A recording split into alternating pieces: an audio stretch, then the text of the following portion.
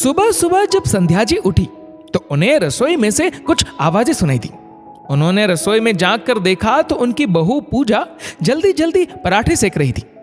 Gas के दूसरे चूल्हे पर सब्जी भी बनाने को रख दी थी।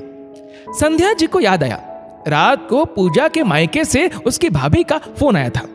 उन्होंने बताया कि पूजा की माँ बीमार है, इसलिए भाभी पूजा को बोल रही थी कि दीदी आप थोड़े दिन मम्मी से मिलने आ जाओ, मम्मी को अच्छा लगेगा आपसे मिलकर, वह थोड़ा जल्दी ठीक हो जाएगी।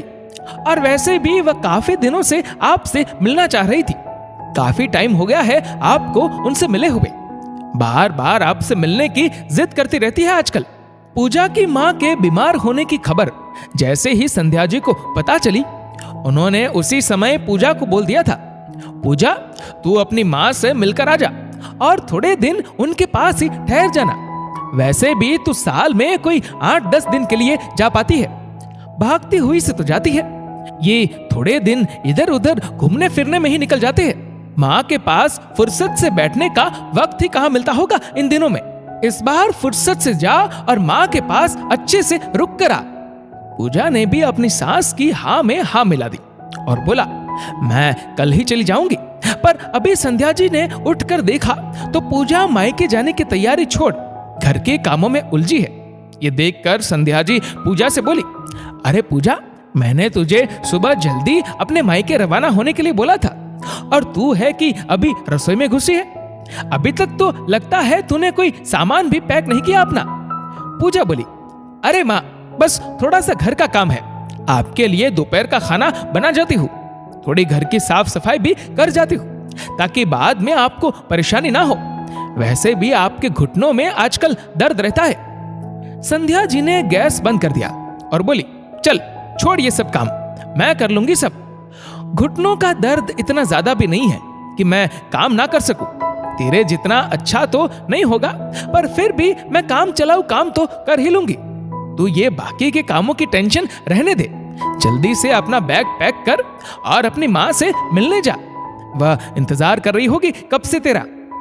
पूजा बोली, अरे माँ, चली जाऊंगी, इतनी जल्दी क्या है, बस थोड़े से छोटे मोटे काम निपटाने दो।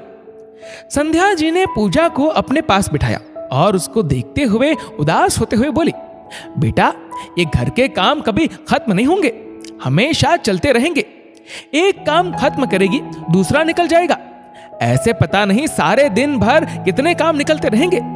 इन कामों के बीच में हमारा इंतजार करती हमारी माँ इंतजार करते करते थक जाती है और इंतजार करते करते कब इस दुनिया से चली जाती है इसका कोई पता नहीं चलता। संध्या जी की आंखों में आंसू आ गए और वह बोलने लगी, तेरे जैसे मैं भी शादी होने के बाद ससुराल की जिम्मेदारियों में ऐसे रम गई थी कि दिनों दिन अपने मायके और अपनी माँ से दूर होती गई। माँ का खत आता रहता था जिसमें माँ हमेशा एक ही बात लिखती, संध्या बेटा, थोड़े दिन अपनी माँ की भी सूध ले ले, अपनी माँ की याद नहीं आती क्या, थोड़े दिन मुझसे मिलने आ जा। और मैं हमेशा अपनी माँ को खत लिखकर यही दिलासा देती रहती कि हाँ माँ, अगली बार जरूर आऊंगी, अभी मेरे कुछ काम है, उनके पूरा होते ही आ जाऊंगी।